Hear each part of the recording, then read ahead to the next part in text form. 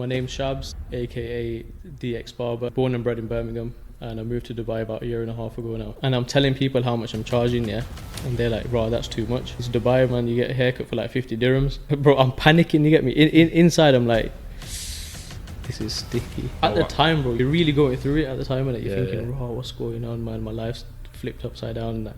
But it's only when you go past it and you look back and you're like, everything makes sense now. Bro, that's all we need. As long as you're content, no matter what you have, bro, even if you've got 20 quid in your account but you're content, you're gonna be alright. Do you know what I mean?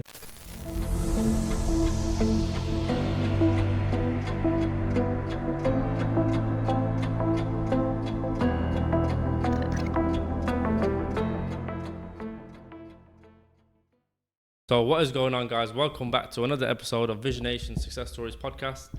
Today my very special guest with me here is Shabs, aka the TheDXBarber. How are you, my bro? I'm all good, bro. How are you, man? All good, man. What are you doing here, man? Look, you should be in Dubai, bro. Look at this weather. I know, bro. I've come back to the rainy UK, man, unfortunately. It's an absolute washout. Yeah, man. Terrible weather. But yeah, so for the viewers who don't know who you are or may not know who you are, tell us a bit about yourself. So my name's Shabs, aka TheDXBarber, barber from Birmingham, born and bred in Birmingham, and I moved to Dubai about a year and a half ago now. Okay, so tell us a bit about yourself. Let's take you back to the start. How did you? So now obviously you're a barber. Where did you start? How did you start? Like when you grew up, did you always have that kind of tenacity in you? So if you take it right back to the start, after school, I went into accounting. So I did an apprenticeship in accountancy. I worked in practice, worked in industry, done it for about 8 years. And then in lockdown is when it all started, when I picked up the clippers for the first time. And it all started off with my brother. So, you know, these times when no one was getting trims, everyone was looking bummy and that.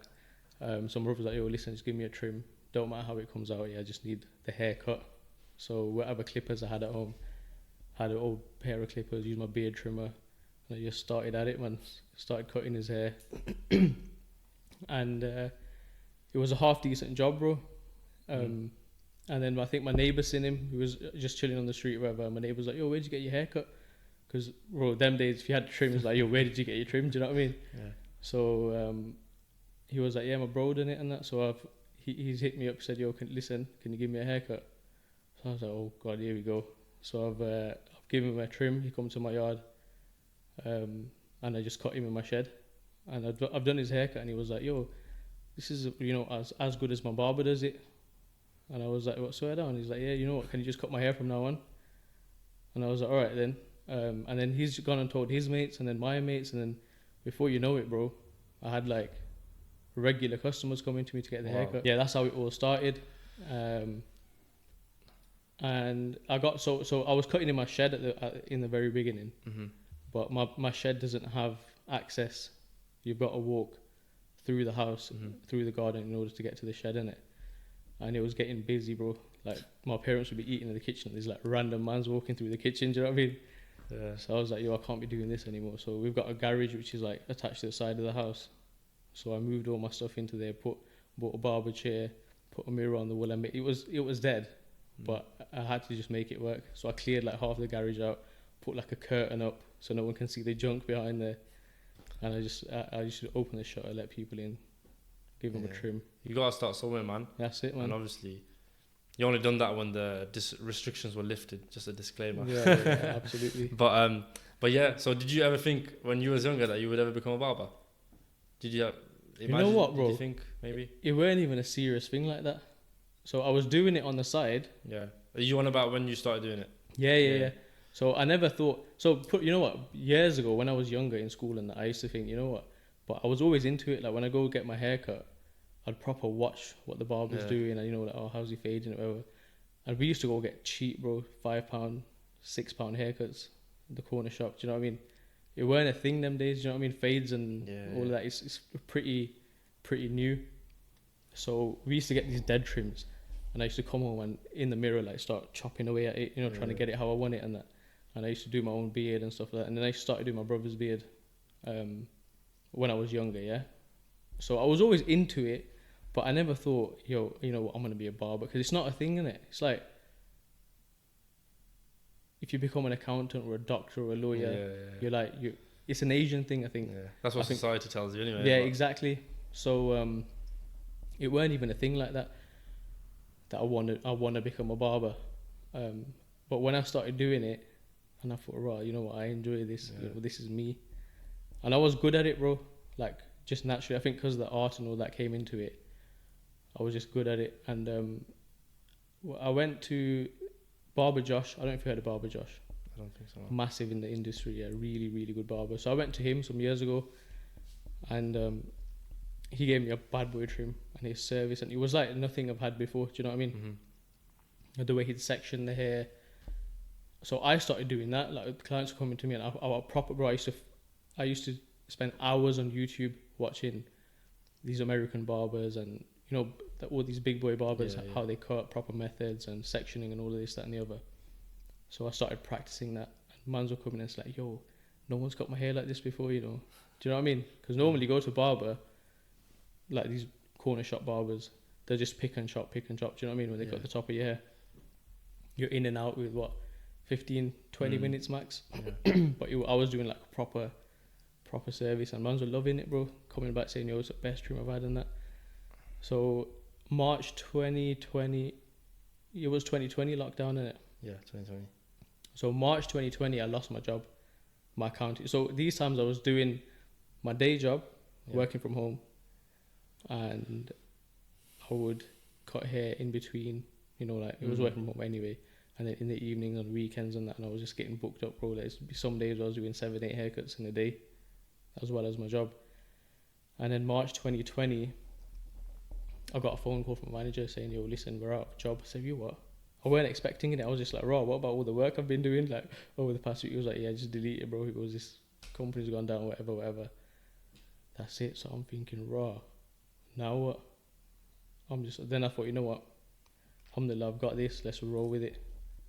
So I just started banging it out, man. And then one of my old school friends came for a trim, yeah.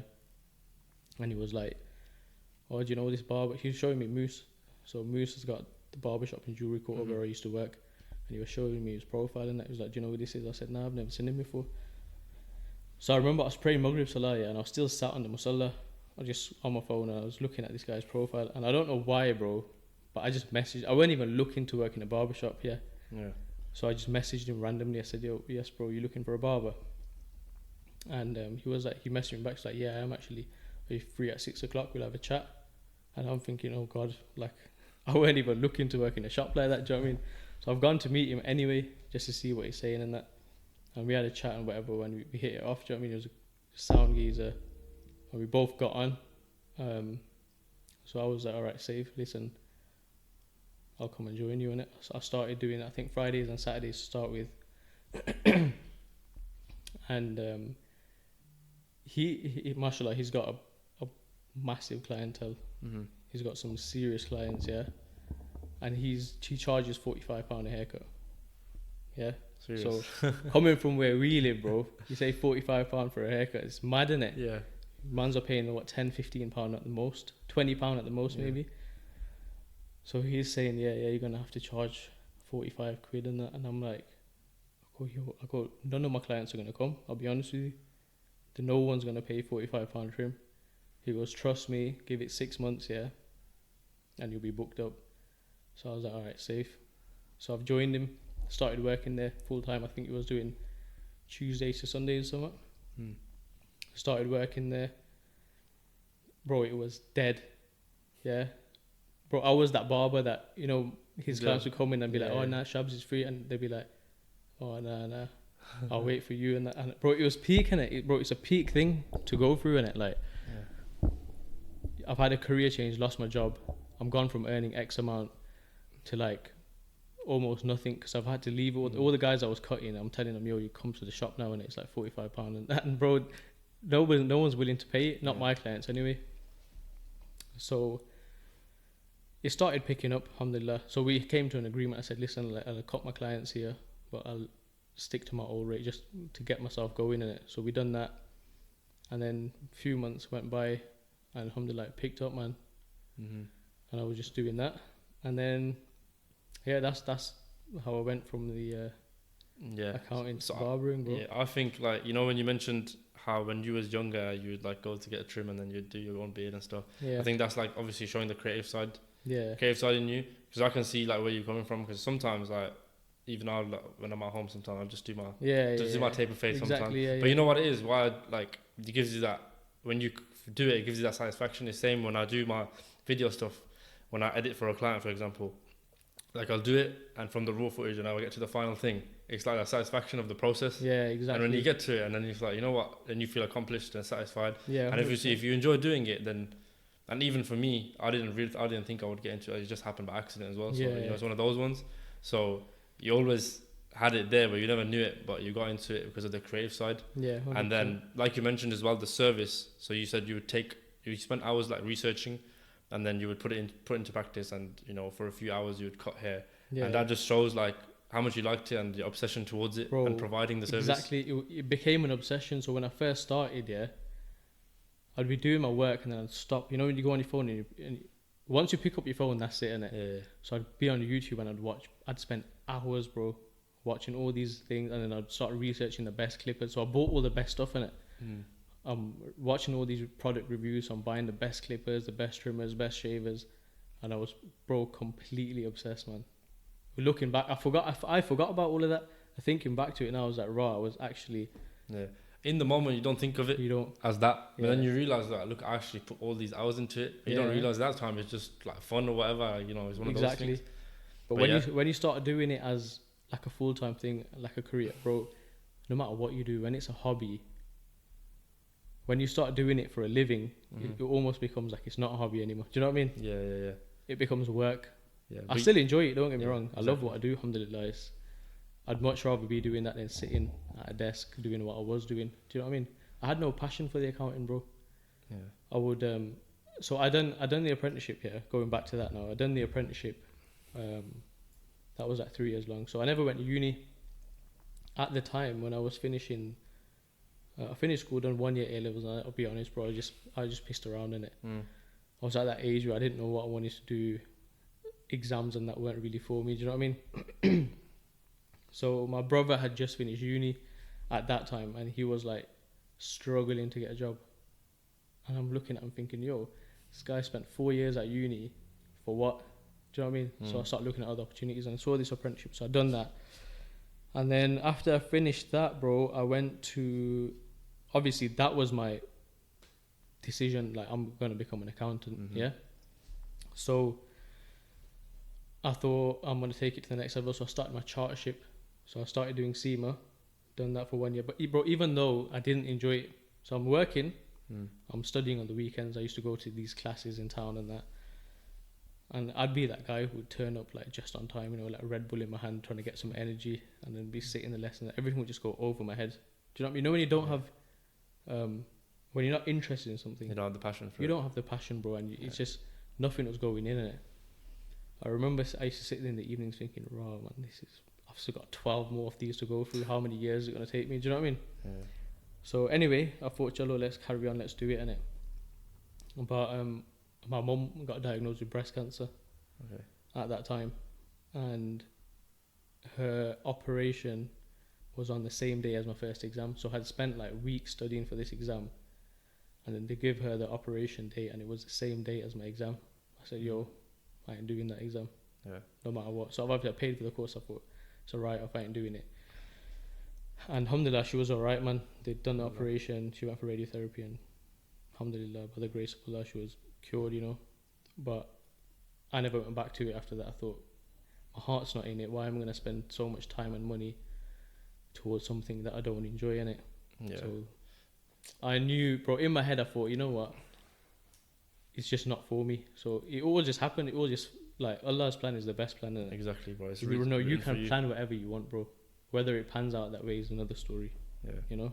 It's written for you, man. Like, you've done all that preparation and planning, and then when it came to the exam, it was on the same day as the operation, and it was meant to happen like that way, because you said you didn't go back to it, and it was meant to happen like that. So it was written, and when you look back, they say, like, you can take any path that you want to take, and you can choose any of them. Doesn't mean right or wrong, but then when you look back at it, you see how all the dots are connected. Exactly. You see, and you're like, oh, at the time, bro, you think you're really going through it at the time, and you're thinking, oh, what's going on, man? My life's flipped upside down, and that. But it's only when you go past it and you look back and like everything makes sense now, you know. Everything happened when it was meant to happen, and it happened for a reason. Yeah, 100%, man. So yeah, just back to the accounting thing. Like you said that you didn't enjoy it and stuff. It's like that's like a thing where it limits you, and you think like you don't feel happy in it, and you're limiting yourself. You don't realize your true potential basically. But at that time, when you was like leading up to the apprenticeship, and when you was doing the further accounting, did you think that I want to do something else, or was you just not really bothered at that time? You know what? It was almost like I was waiting for this job to end. Basically, the job, alhamdulillah, I had a good job, yeah? Yeah. So I was good at what I was doing, and it was something very unique. It wasn't like typical accounting and stuff, yeah? So the skills are not really transferable. So I had that job and I was just doing it. Yeah. And it was really like, it paid well, but it was really mundane. Do you know what I mean? Yeah. And I just used to think, "Raw, this is every day, same thing. I see, go to work, see the same colleagues. I mean, don't get me wrong, the office environment, that was fun. But the work itself was just dead boring, innit?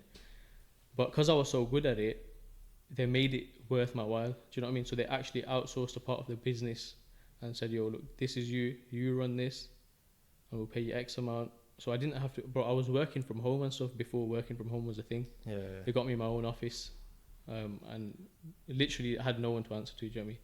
As long as I deliver, I can work from wherever I want. So I used to go on holiday like 3-4 times a year. Do you know what I mean? It was good, but in my head, I knew that this job's got a shelf life because it was all based around loopholes and this and the other. So as soon as the law changed, that's why we was like, boom, out of a job overnight. Do you know what I mean? Yeah. So I think because I knew that, I thought after this, I'm gonna do something else. You know, I thought sales or something. You know, something with commission. But yeah, man, I ended up cutting hair, man, and then here we are, bro. Yeah. It's like you said, like if you probably felt a bit comfortable in that situation, and you just felt comfortable, you got good money at that time. You know, when you're chilling, bro, it's like it's too good to give up, innit? Yeah. Do you know what I mean? Like I knew if I went and applied for another accounting job somewhere else, I'd be grafting 9 to 5 in an office. Do you get me? Yeah. Because obviously, then when you lost that job and then you put in the graft at the start, like you said, it was difficult for you, and I went to barbershops and this and that. But then eventually, the outcome was better than the initial what it was when you were comfortable. So alhamdulillah, all worked out. That's it, bro. So like I said, when you was in that job, or when you said that you thought, I'm gonna do something else after this, did you ever think that I'm gonna be my own boss, or was it just? I always wanted to. Yeah. Once I had that taste of being self-employed, because essentially I was. Do you know what I mean? They outsourced all of that to me and said, "You do, as long as you deliver, you do what you want." Do you know what I mean? So I never used to have to ask anyone for annual leave and stuff like that. So once I had the taste of being self-employed, I thought, "Yo, this is it," and I can't work. You can't work for anyone else. Once you've had that, going back to work and into a 9 to 5 routine, bro, it's not happening. Do you know what I mean? Yeah, when you don't have anyone to answer to and you got that freedom, you realised. But so like you said before that job didn't really give you any transferable skills, but would you say that you learned stuff there that you now use in your day-to-day? Massively. Like I don't regret doing the accounting at all, because it gives you financial intelligence. Do you know what I mean? So when I think of someone, I automatically do the numbers in my head. Like if I see something, I think, "Oh, yo, that's a good idea, that's making money," because you understand it without having to think about it. So I don't regret doing what I done. I think it's benefited me massively. It was just that particular job that I was doing. It was a good job, but it was boring as hell. Yeah, you know what they say, right? Because if you work in a 9 to 5, it gives you loads of skills, because you're working in a corporate environment and they already have like things in place and structure and all that kind of stuff, and you can take a lot from it. And as long as you take a lot from it, but you don't drain yourself to the point where you're working that job forever, but you take from it and then you put it into whatever kind of field you're going into life. Yeah, 100%. You can use that. 100%, bro. But along the with the barbering, I've picked up even more.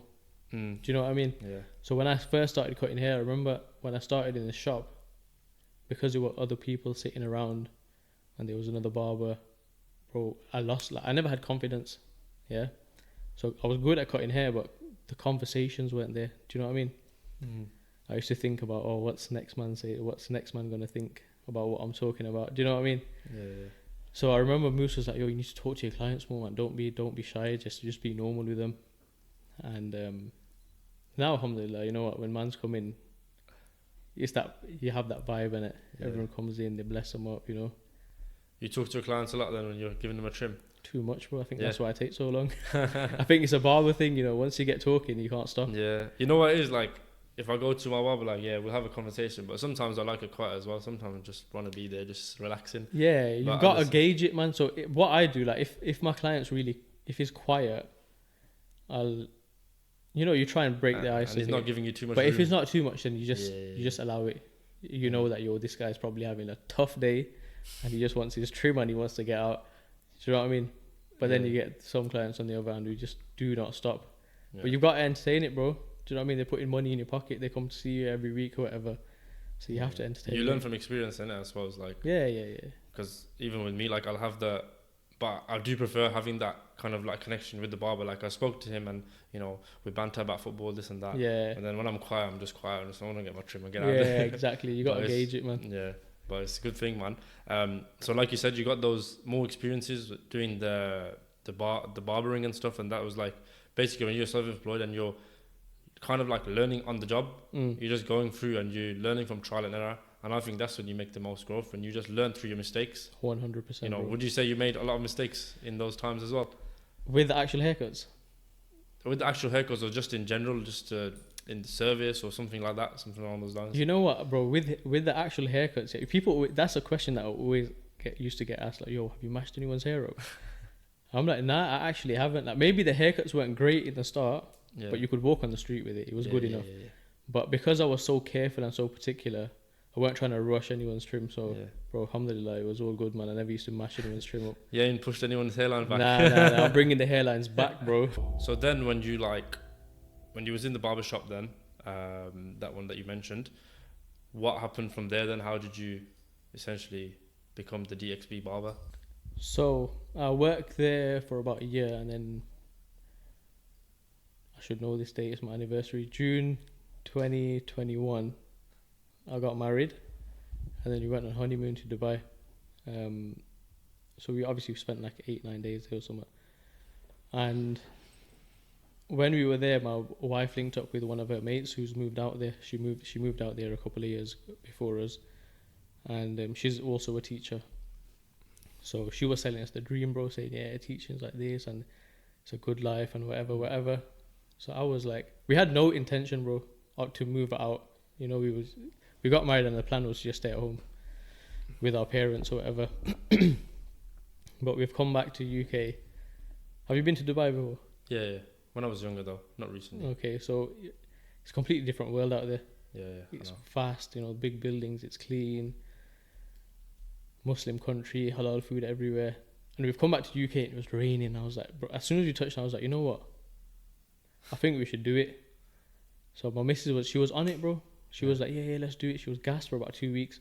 But then once you get back into your routine, like we've gone back to work, whatever, she was like, that hype died down for her. But I was still on it. I was like, listen, we need to go, man. Like, if we don't do it now, we're never going to be able to do it. Like, now's the time. We've just got married. We ain't got kids. You know, it's a perfect opportunity. So she started applying for jobs and that. So she's applying for a few weeks and nothing was coming back in it. But see, as a teacher, when you hand in your notice, you have to work that term. You can't hand it in and then leave like 2 weeks later. Yeah. You have to hand it in like before the end of the term, and then you've got to work the next term, and then you can leave. So, and also with the new intakes, like when they're hiring teachers, they won't hire you in the middle of a term to get it. So the next like applications would have been for the new year, which was January 2022. Okay. What time was it now though? Like, So this was June 2021. so about 6 months. June, July. No, not even. I got married in June. We went in August, so it's August 2021. Okay. So she's applying for jobs. So it's probably like September, October by now, and she thought, you know what, I can't, like, she goes, if I don't get a job by January start, we'll have to wait till the next year. In my head, I'm thinking, yo, if we're waiting that long, it's not going to happen, innit? You've got to strike whilst the iron's hot. That's the saying, isn't it? So, I hope it is. So, she handed in a notice, without having a job secured in Dubai. So it was a big risk in that. She thought, yo, you know what, I'm just going to hand him a notice, bro. But believe it or not, 2 weeks later, alhamdulillah, she secured a job. And they were like, yeah, we want you to come over for January. So we had 6 weeks, bro. So this was 6 weeks before we had to leave. So in that time, we've had to wrap things up here, sell the cars. I had to let all my clients know, yo, I'm leaving, I'm moving to Dubai. And it was very sudden, bro. Like, it almost never had time to process what was going on. Like, you're packing up your entire life in 6 weeks and just shifting. And we hadn't gone there to like check out any apartments or anything. So the school provide, you know, they give you the accommodation and stuff. So yeah, that was it. So we went over. By December, I think just before New Year's, it was December 28th, I think we moved over. Bro, 1 suitcase each. We had to take whatever we could. Absolute nightmare, bro. So obviously we had to leave a lot of things behind, but we moved with the essentials. We thought, you know what, we'll get everything there. Yeah. So yeah, that's how it happened, man. That's fine for her though, because she's a teacher and she's moved there. She's got a job. But what did you do for your clients? Bro, this is where it got sticky. So we've moved over, and bro, it was a mad feeling at the time because we've got there and it was just a bare apartment. So I think it was brand new. Like, we were the first ones in there. Very nice, alhamdulillah. But it was blank, bro. No curtains. It was just a bed, microwave, a kettle, and that's it, bro. So it was empty. Yeah. And I was like, oh my god. Like, nobody, when you go, it was a bit like holiday mode. But you walk in to a hotel, and when you go on holiday, you walk into a hotel here, and you've got someone to greet you there and check in and take your bags up. Bro, I'm there putting my suitcases into like a trolley and taking it up the service lift. Walked into a bare apartment. I was like, oh my god, now we need to go shopping. We ain't got nothing, bro. No toilet roll, no hand soap, nothing. Do you know what I mean? But we were battered, absolutely battered. So you know what? Let's have a nap. So we had a nap on that. On the bed, bro, no duvets, nothing. And I wrapped my my t-shirt around my eyes because it was so bright in there, and it's got like floor to ceiling windows, so it was so bright. The sun was banging. I said, yo, I can't sleep in this. So I wrapped my t-shirt around my head, knocked out, and I woke up a few hours later, proper bamboozled, bro. I'm thinking, yo, where am I, man? And then that's when it hit, bro. Thinking, yo, I don't know anyone. I don't know where to shop. Do you get me? It was a bit of a madness at the time. And I remember just sitting there, and Mrs. was like, I think in her head she was thinking, yo, I don't know if I can cope with this, not knowing anyone in it. So that was an expensive time, bro. Like, Dubai is expensive as it is, but I didn't take into account. I didn't realize that I'd have to buy, bro, the smallest things like rugs and cutlery and ironing board. You know, the little things that you forget about. Yeah. So we've gone to do the shop, bro, and bro, we had like 2 trolleys full, like things were like hanging out because we had to furnish the place, and gone and done that, and so that was settling in. So she started work about a week later. Now, when she started work, bro, I'd be sat there thinking, what the hell am I doing? Do you know what I mean? Yeah. I'd started cooking. I'd asked my mum and dad for recipes, so I started cooking in the day when she was at work, or like cleaning. But there's only so much you can do, bro. Like, how much are you going to clean in it? Yeah. So I started doing some trims. I had a few guys who were on holiday from the UK. They said, oh, you know what, if you're here, you might as well trim us. So I was doing a few trims here and there, just mans that I knew from UK. And then I started doing sponsored ads on Instagram.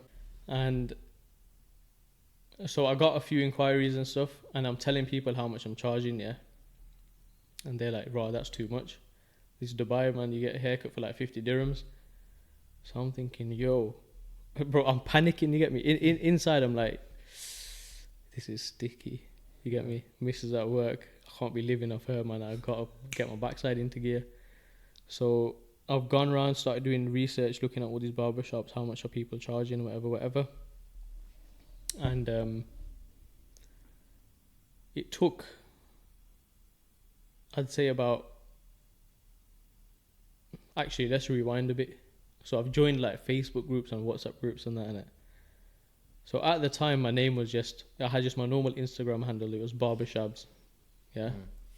And I'm doing like Instagram sponsored ads.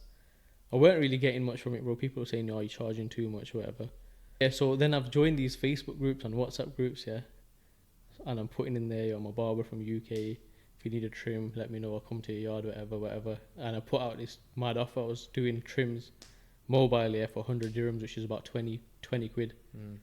That's nothing, bro.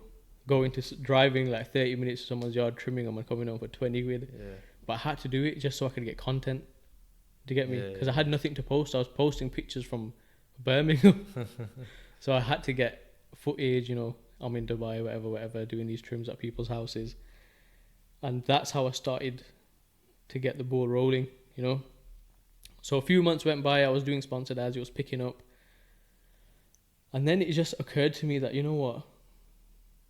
I need a brand, man. Like, I can't, barbershops ain't gonna roll. Do you know what I mean? I need a proper brand. So I pulled out the pen and paper and started writing things down and that. And it just, I literally wrote a few things down and it was just there in front of me. So I wrote TheDXBarber, whatever. And it was just there, like, I was like, right, if I'd knocked that B off there, I can use the B from the DXB for the barber. Do you know what I mean? And then put together a little logo. Yeah. And that's when I noticed, bro. That's when it was like, all of a sudden, the business came in. Do you know what I mean? Obviously, it weren't like overnight, like fully booked for 2 months. Nah, it weren't like that.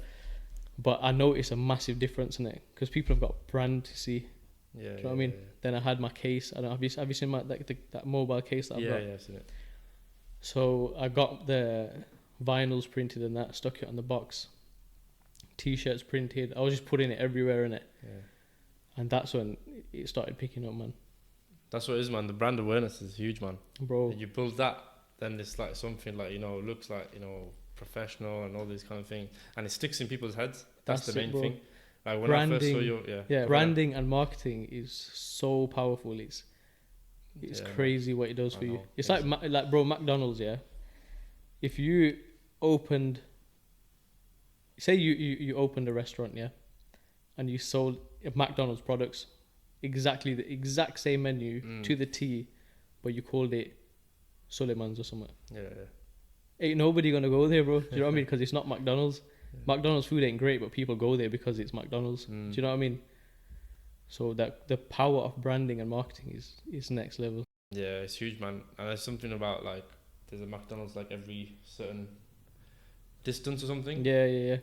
Available. So it's crazy. Like, you know, they've put these things there, and everyone, just like you said, bro, like the food's not amazing, and people will just go there because of the brand. Exactly. And even like, think about this, like people buy designer, half of the clothes don't even look that good, but people buy because of the brand, because of the name. Wow, like look at this, they'll spend hundreds and thousands on it. Exactly. Even if it looks like the next thing you can get from Primark. Yeah. But it is what it is. So, you know, like I was saying, like, you know, when I first followed you and I saw your brand, like it stuck out. Like if it was just, like you said, just your name, barbershops, and there was just like I don't know, just a normal picture, nothing going on, and there's no content and stuff. And it was just plain, because most barbers are saying they just have pictures of haircuts, like every single post, it just looks the same.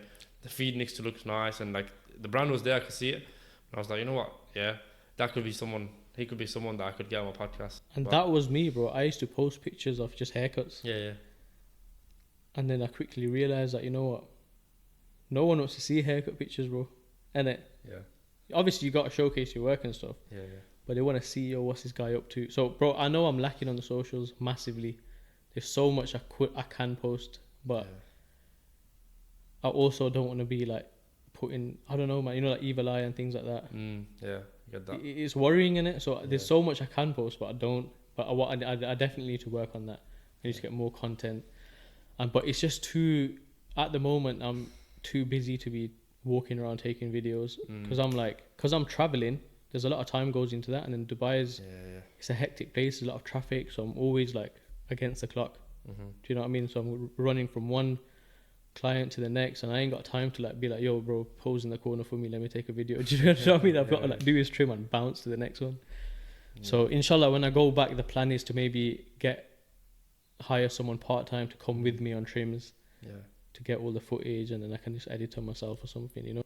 Mm-hmm. Yeah, definitely, man. But the brand thing and everything, like this content kind of stuff, it just obviously this is about being yourself, being unique and authentic. That's like you it. said, when you used to just post the pictures, but that was for your, like you have to showcase your work, like you said. But then when you just post whatever, because I've seen a few of your videos when you've gone to these like different clients and stuff, and you like come with me to this, blah blah blah, and that's like, you know, that's the kind of stuff that people want to see. Exactly. And when you switch it up and you do different things, that's what gets engagement and people, and then it brings out the true side of you, and people really see what's going on, not just the picture of the haircut. Yeah, exactly.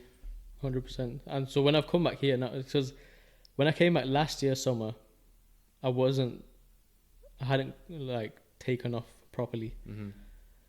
But when I came back this year, you know, you see people on the street or old clients, whatever, you bump together, like, oh, yo, see what you're doing, whatever, yeah. And people didn't know I was there until I started putting all of this content out.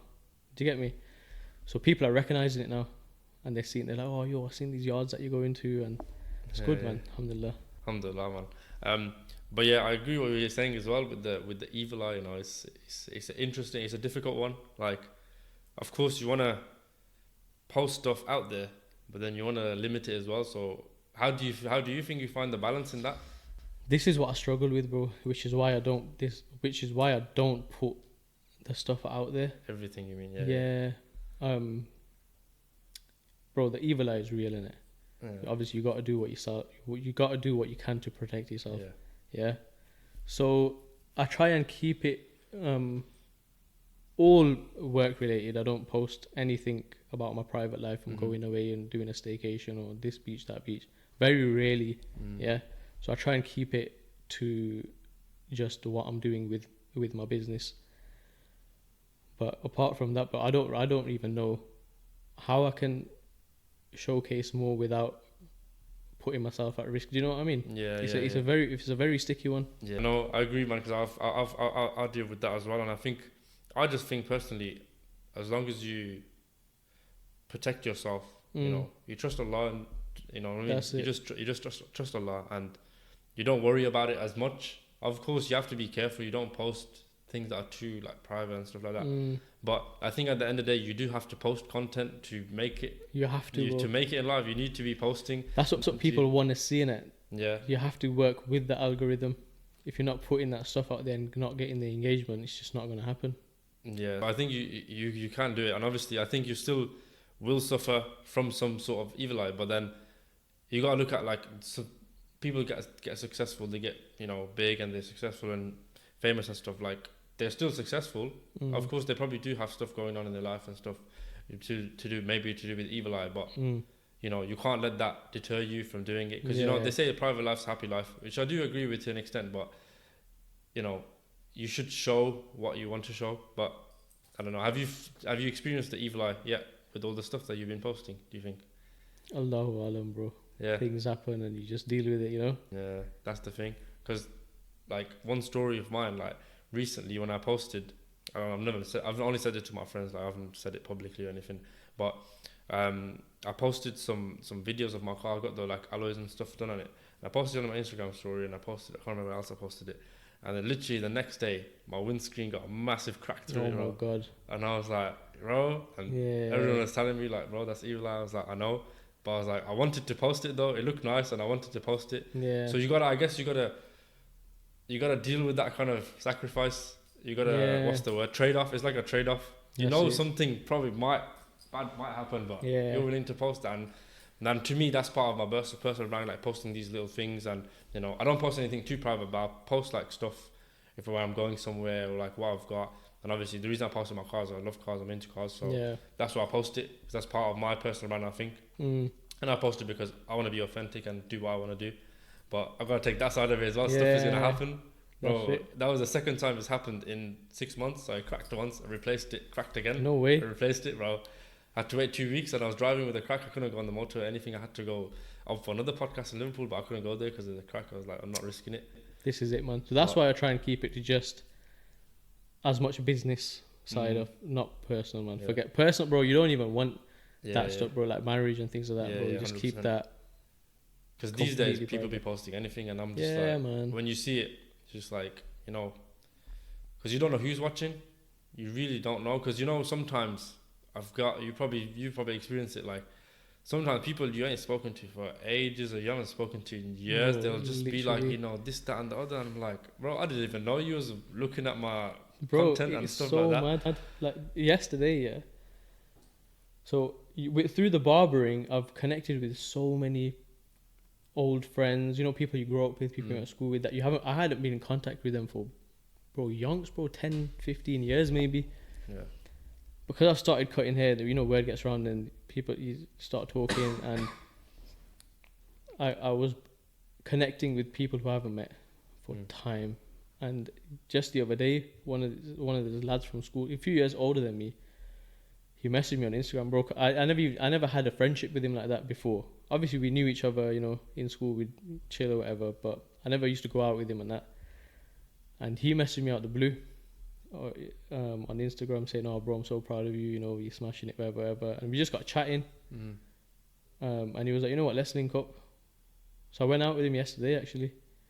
yeah, And bro, who would have thought? Do you know what I mean? Like, I would never have thought I'm gonna go out with this guy. Mashallah, he's doing very, very well. yeah. He's absolutely smashing the scene at the moment. But yeah, man, it brings you. You don't know who's watching, like you said. Yeah. People who you wouldn't Especially even when imagine. you're like becoming quote unquote like public figure. You got an open account and stuff like that. Yeah, You can't control it, bro. Yeah, You literally. anyone in the world can watch whatever you're doing. yeah, And you have man. to be very careful what you post. But yeah, but it also shows both sides of it. It shows you the power of it as well. Power Exactly. of social media. You don't know where you can go and what people you can come into contact with. And one thing that's obviously huge is network. I don't know if you've got a network now, like of clients that you've had, you know, successful and famous people, kind of stuff like that. So how did that start? Where was the first person that was kind of like well known? He was like, wow, I'm cutting this person's hair. So it was this French TV star. So when I had moved to Dubai after I'd done the branding and all of that, Yeah. I woke up one morning and I had this. I had never had blue ticks in my DMs, bro. Do you know what I mean? And I woke up one morning, and it weren't even in my DMs. It was in, you know, they're requested. Yeah, yeah. There's another tab in it, Yeah. so it said, "Oh, there's a request in this." So I've clicked it, yeah, and I've seen this blue tick, and I'm half asleep, bro. I'm looking at it, thinking, "Yeah, must be some fake profile." So I've clicked this. I've clicked it. It's had like 1 million followers. Jonathan, some I can't even remember his name, bro. Some French TV star, yeah. So ex-footballer or something, and he starts doing reality TV. So I clicked the message and it's like, "Oh, I'm in Dubai. I'm staying here. Can I get a haircut?" But I'm flapping it now, thinking, "Yo, I need to make sure I secure this thing." You know what I mean? Yeah. So I'm replying to him, and he's not replying back. I'm thinking, "Yo, I've missed it." Do you know what I mean? I've missed the message now. And then he replied. He was like, "Yeah, I'm staying here. Can you come at whatever time?" Well, I've jumped on it. I've gone there, and I was nervous, bro. I'm thinking, "Yo, I've never trimmed someone this big ever." Do you get me? Yeah. Obviously, I was confident that my trim would bang, Yeah. but I was thinking, "Yo, how do I talk to him? Is he gonna be like this, that, and the other?" But you know what? The more you interact with these people, like famous people, and that, they're just human beings, bro. Yeah. Do you know what I mean? Said, yeah. I used to think, "Yo, how am I gonna talk to them?" But bro, they're normal people. They have normal emotions. They go through normal crap that people go through. Do you know what I mean? Yeah. So you just talk to them on a level as I'm talking to you. You have the same conversation, and they're genuine. If you talk to them on a level, they're genuinely interested in, like, "Yo, how did you end up in Dubai?" And you have a conversation about that. Yeah. Do you know what I mean? So that was the one that the first like famous person I done, even though I didn't know who it was. But yeah, the first blue tick with a big following. And then I think the biggest one I've done is probably A Star. I don't know if you've seen that on my Instagram. I don't.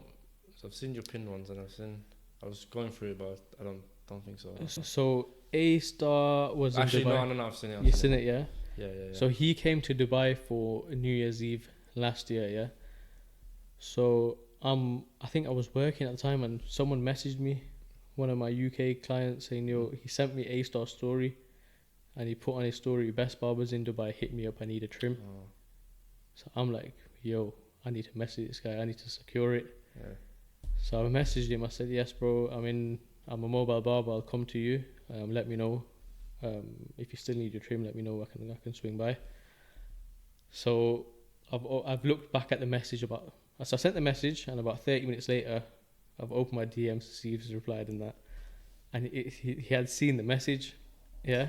I'm thinking, oh my God, this guy don't rate my trims, bro. I thought, that's it, I've missed out on this opportunity. So, bro, next thing you know, 5 minutes later, literally, I got a WhatsApp message. He goes, yo, it's A-Star. I'm staying at so-and-so hotel. Can you come?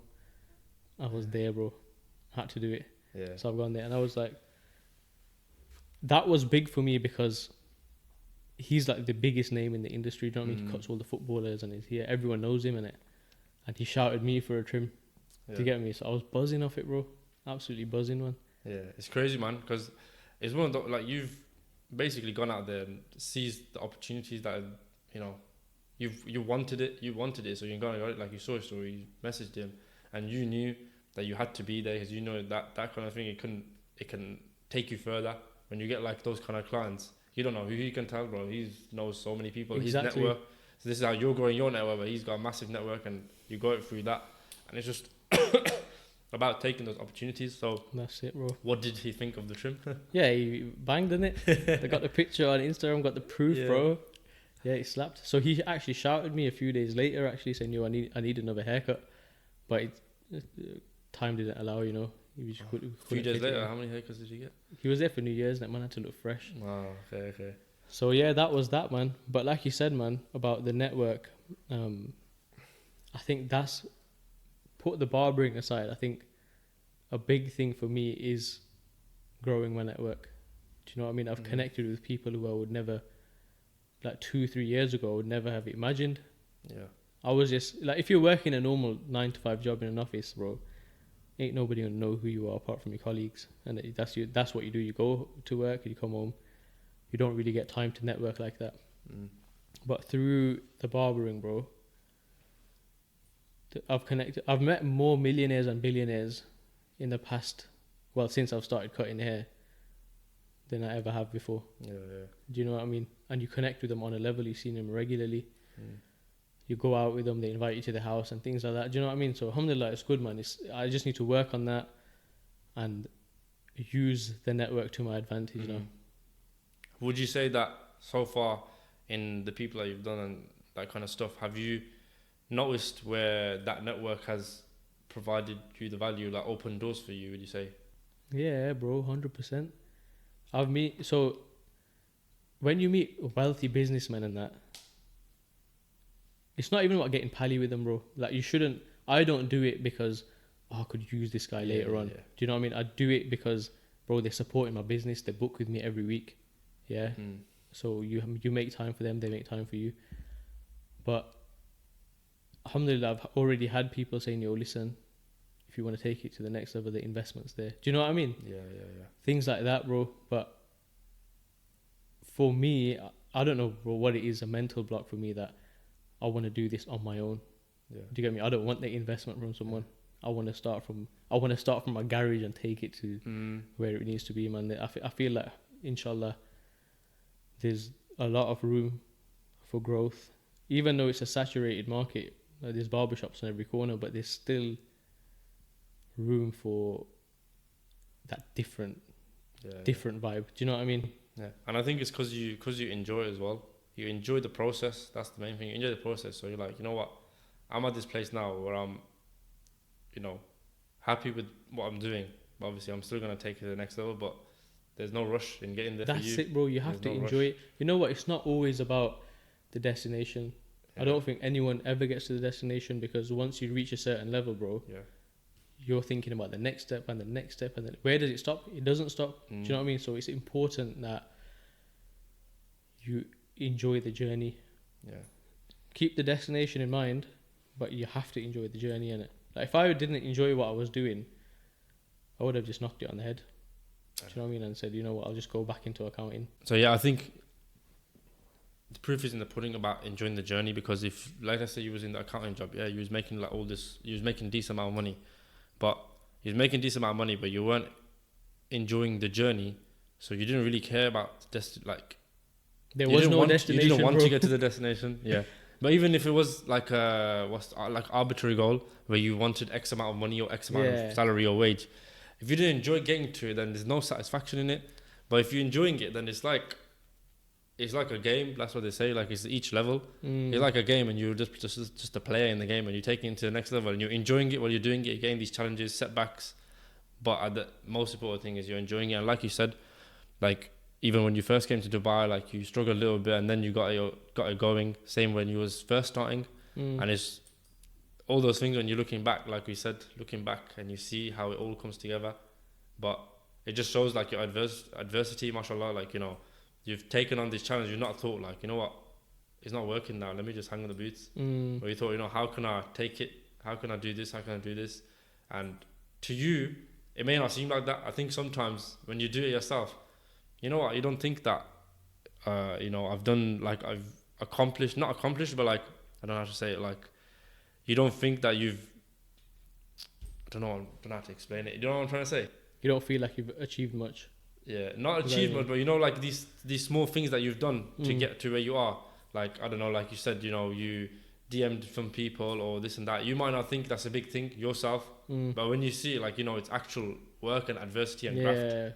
But someone else can tell you they see it, but you might not think it yourself. But I think 100%. That's a big thing to have and a big trait. And mashallah, you've smashed it. Alhamdulillah, bro. Yeah, so like you said, you've had these celebrity clients and wealthy clients. When you've like gone there, because I know a lot of people say as well, when you see different money, when you see that, it opens up like your mind. So you must have went to these people's houses and seen like their big houses, cars, stuff like that. What did that do to you in your brain mentally? Bro, mentally, I'm not gonna lie, man. It messes with your head. The first time, like, obviously you're in Dubai. Everyone knows it's the city of luxury, and there's so much wealth there, and there's supercars and this, that, and the other. But bro, I had no idea that people people live lives like that, lavish. Like I couldn't even imagine it. Yeah. So the first time I went into one of these houses, the guy sent me his address, whatever. So I thought, oh yeah, that's a nice area, that on the golf course or whatever. Driving through the end. So I had never been to these areas before. Proper, bro, 10-10, yeah. Driving through these areas, driving past these mad houses, thinking, yo, this is different. You know what you see in movies, bro? So I've pulled up outside the yard, the guys opened the door, and I literally took one step in, and I'm like, yo, bro, the size of just the entrance, massive, bro. Butlers, maids, so many more workers than people who live in the house. Do you know what I mean? Take you in a lift, bro. They've got lifts in the house down to the basement. They've got spa and games room, and it's just mad, bro. They like just the downstairs of the house was like blowing my mind. Barber, like a salon, proper chair, lighting, flipping hammam table, you name it, it's there, bro. Yeah. And I was just thinking, raw, I had no idea people actually live like this. Yeah, like royalty. Do you know what I mean? And they're not celebrities, bro. These lot are like wealthy business people. Okay, yeah. Yeah, so they're not like celebrities. So that night when I've come home, so bearing in mind I haven't seen, like, I saw nice houses and stuff before, but they had nice decor, but they're just normal people. Yeah, they never had like workers and this, that, and the other. So that night when I finished that booking, I've come home, bro. I couldn't sleep. I swear to God, wallahi, I'm in bed, and this thing's just going on in my head. I'm thinking, oh my God, what have I just witnessed? Do you know what I mean? That's how it was for me. It's that extravagant. And then you start to feel like the more you see it, like I was, you start to cut more and more wealthy people or whatever. And it messes with your head, bro. Because in my head, I'm thinking, yo, I'm just a Joey that's going to the yard, cutting their hair. Do you get me? Like I'm like a million miles away from that. and you think, bro, I want that and this, that, and the other. But then, bro, you realize that, you know, the more you see them and you think, yeah, they've got the money and the lavish lifestyle, but that's their test. You know, Yeah. their test is that they've got so much wealth, but the kids are loopy. Do you know what I mean? Yeah. They're struggling to control the kids, and that's their stress now, and they're stuck there. That the business has taken over their life almost. Do you know what I mean? Yeah. I know what you're saying. 100%. Like they're so deep in the business that they almost can't step away from it, and that's the only thing that matters to them. Do you know what I mean? So yeah, man, I'm not gonna lie, bro, I started to feel that way. I was like, right. And then you meet other people who have got, mashallah, you know, good jobs, and they're earning X amount, and they're driving nice cars, and there's me, bro, driving my banger, getting place to place, cutting these guys and seeing all that, and it makes you feel like, yo, I need to level up. But I went for Umrah in October, and I started to feel confused, bro. I was thinking, you know what, how can I do this? Like, how can I just be a barber cutting hair? There's a limit to how much you can earn, you know. I'm thinking, yo, I need to do something else, man. This is genuinely how I was feeling, bro. So when I went for Umrah, bro, I made some solid du'as, bro. Like, Ya Allah, grant me contentment. Yeah, because, bro, that's all we need. As long as you're content, no matter what you have, bro. Even if you've got 20 quid in your account, but you're content, you're gonna be alright. Do you know what I mean? Yeah. It's a mental thing.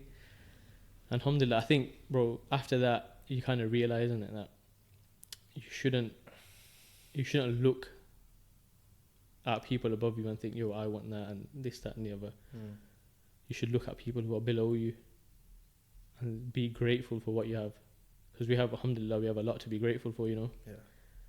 So that was actually quite testing, bro, because it got me really confused, thinking, yo, I need to step it up somehow, you know.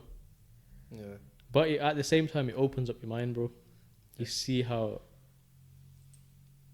anything is possible. And I hear, obviously I speak to these guys regularly, and I ask them, like, yo, where did you start? And a lot of them started from the bottom up, bro. You know, they started with nothing, and they're monsters now. Yeah, it's interesting, man. Like, would you say that, seeing that, when you said, like, it put that in your brain, like, you know, these guys have their own, like, different, like, problems, so you shouldn't really, like you said, you shouldn't really look up and think, I want that. Did it kind of deter you from it a little bit, would you say? Deter you from thinking, like, of being like that? Yeah, 100%. Because you know what it is?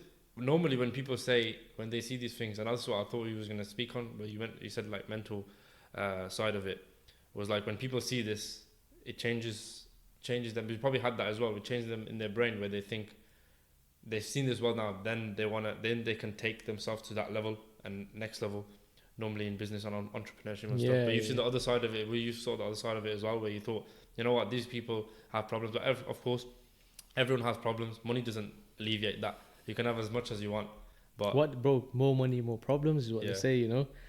But because I was seeing these guys, I see them on a regular basis. I'm in their house. I know their business. Do you know what I mean? Yeah. And you start to see that, you know what, the grass isn't always green on the inside. Yes, bro. It's we work for a reason, to earn money. So that obviously we want to progress and get to that level. Yeah. But your risk is written, bro. Exactly. Allah is a sustainer, and whatever's written for you will come, whether you earn that in a halal way, haram way. Whatever's written for you, bro, you won't get a penny more, penny less. Yeah, 100%, bro. And it's like with money, of course, like you said, we have to work, and having an amount of money where you don't have to worry about money anymore, I assume it's a nice feeling, and they must, you know, they don't have that worry anymore. It's one of the biggest, like, worries that people have generally. But then with that out of the way, there's so many other things that can happen. Like you said, the business takes over them, their kids, you know, how can you, like, control your kids when they've got everything and stuff like that? Exactly, it's difficult. But you know what they say, that's why you should just live your life knowing that it can be taken away from you in any moment, and you live a life living like that, bro. You won't worry. Your business could collapse the next day, 100%. but you deal with it. You'll have the heartbreak and you have the upsetting feeling about it, but you'll know that there's something better in store for you, and it's all part of the plan. Absolutely, bro. That's just it, innit? Okay, so now you're cutting these clients that are a bit more wealthier and high profile, doing well for yourself, alhamdulillah. So what's your next plans you're looking at now? Like, what are you looking to, maybe you have a barber shop there, or, because at the moment you're doing mobile, right? Yeah, mobile only at the moment. Yeah. See, I quite enjoy the way I'm doing it now, because I see the maddest things. My experience of Dubai, alhamdulillah, is quite different. A lot of people go there to work and they'll have a normal job, office job, 9 to 5, whatever, and they don't really get to see much else apart from whatever they get up to in the weekends and evenings, whatever. But I get to see a complete different side of it. I see how people are living. I'm going to the maddest places, the best hotels, So I really do enjoy that part of it. So opening a shop at the moment, number one, the investment's quite big. I mean, cost of living, the rents is, bro, through the roof, man. Different, like, you can't even compare it to Birmingham, the amount of rent you'd be paying, the amount it costs to set up. Got business licenses and all this, that and the other. So at the moment, barbershops probably out of the equation. People always say, oh, why don't you get some more people to work for you and this, that and the other. The problem I have is I'm the brand. Yeah. People come to me because of my haircuts. Do you know what I mean? And I'm scared to ruin the rep. Yeah, you can't vouch for the other people. Do you know what I mean? Like, I can hire a good person. Yeah. But once he starts going out and he starts slacking, bro, that's affecting my brand. So that's what I struggle with at the moment. Yeah. But inshallah, let's see, man. I definitely need to grow the brand, take it to the next level. Inshallah. And then I think maybe we can start looking at opening shops, UK, Dubai. Who knows, bro? Let's see. Let's see what Allah's got planned for us. Exactly, man. You're enjoying the process, you're enjoying the journey, and you're gonna take whatever path that you're gonna take. Right or wrong, you're just gonna take it, and then you're gonna see how it all connects, inshallah. Inshallah, bro. Yeah. So I want to ask you as well about, you've had a few clients. I've seen on your Instagram. You mentioned A-Star. You also had Dan Juma. How was it with him? That was recent, like? Yeah, that was just about. Been here 3 weeks, maybe about 5, 6, 7 weeks ago, maybe. No, it's not too long ago. Yeah. How did you come into contact with him? Was it? Bro, I'll be honest. Do you know Faisal Chowdhury? Yeah. They had the podcast recently. I'll freshly grounded. Yeah. Bro, what a guy. So Faisal's one of my regular clients, bro. Okay. Top guy, man. And brothers like him, they really support you. They'll put you in contact with the right people, and just the advice he gives in general. Every time I cut Faisal's hair, bro, I learn something new. Do you know what I mean? I come out thinking, yo, this guy's taught me something else today. So he put me in touch with Dan Juma, because they're boys, innit? Yeah. So he must have. I was cutting Faisal that morning, and he didn't even say he's a footballer or nothing. He just said, yo, my mate's in Dubai. He wants a haircut. Are you free at this time to do it? I said, yeah, safe. I'll do it. Do you watch football? Nah, I'm not a big football fan. This is another thing, bro. I'll come back to that in a sec. Yeah, so he organised trim, and then he told me, he said, yeah, it's Dan Juma, this footballer. I was like, yo, sick, buzzing. So yeah, I went to trim him up, and it was sick, man, bro. What a guy. Yeah. What a guy, man. I used to think that, when you meet these footballers and that, they're going to be bare arrogant. Like I said before, bro, they're just humans, innit? Yeah, they're in the spotlight or whatever, but you have a normal conversation with them, you talk about normal things. I was asking him about his diet and all this, that, do you know what I mean? Yeah. Sick guy, man, mashallah. It's true, man. But so I'm not a big football fan, I support Villa, and then when they got relegated a few seasons ago, that was it for me. I just stopped watching football, So I'm not in touch with it. I don't know the players, and obviously the big names, but when people come to Dubai, like when my boys came to Dubai, they were bumping into footballers in the mall, and I'm like, yo, I don't even know who this is. So I'm missing out there, bro. I need to get back on the football, start watching it, so I know I can catch these guys when they're around, Yeah. Well, it's one of those ones, like, if you don't know, to you, that's the thing. The more you know them, the more you might be nervous and this and that. Maybe. If you know, like, imagine that person that you said, that French actor, he had 1 million followers. Imagine when there was like a Hollywood actor or something, and you knew him, and you was like, what, shit, like, this Yeah, guy's like say if it was like Will Smith or something. yeah, I'd be like shaking, bro. You'd be like, wow, what's gonna happen, man? Yeah. But obviously, this guy's famous to someone else. He's, I don't know, some next big guy, but to you, he's just another guy. He's got a blue tick, whatever. He's famous, he's an actor. But to you, it's not a worry. So in that similar way, if you don't watch the football, like it's one of those ones, you know. Maybe I shouldn't watch it. Yeah. even like in this business that I do with apartments, we've had like clients, and sometimes I didn't know who he was, and I was like, who's that? Yeah. And I'm like, you know what? Wow, I didn't even know that I'm talking to this person. And they're just normal people. They're fully just normal people. And you know, you don't think that when you see them, you think, you know what, you know, and you know the stuff that they go through probably a lot as well, being in the spotlight and all those kind of things. I think that's what it is, bro. Like if you're with these people and you start acting like a fanboy, yeah, then it gets a bit weird. Do you know what I mean? Yeah. So you've got, I think if you just treat them like a normal person, because they're probably not used to it as much, obviously within their own inner circle and stuff. But when they go out, it's people bombarding them. Can I get a picture? This, that, and the other. Don't get me wrong, I always ask for a picture, but it's one of those ones. You're right. You gotta talk to them on a level, and I think that's they're just human, and it comes out. Yeah. But alhamdulillah, man, that was a big one for you, and hopefully a lot more to come. Inshallah, bro. Just gotta keep grinding and keep at it. That's it. The only way is up, bro. Yeah. Inshallah. But yeah, like you said, bro, the only way is up, inshallah, for your brand, for my brand, for everyone around us, our loved ones and everything. So appreciate you coming on today, bro. You know, I called you at the right time when you was here in this weather, whatever this weather is. Gloomy Birmingham, man. Oh yeah, hopefully soon you'll be back in the sunny weather, and I'll still be here in this gloomy weather. But looking forward to part of the process, back, man. I've got to enjoy the journey as well, man. That's it, bro. That's it. Well, yeah, appreciate you coming down, man. Appreciate the invite, bro. Thank you for having me on your show, man. No problem, man. Anyways, guys, thank you for watching. If you like this episode, make sure you comment, subscribe. Make sure you subscribe if you haven't already, and we'll catch you on the next one.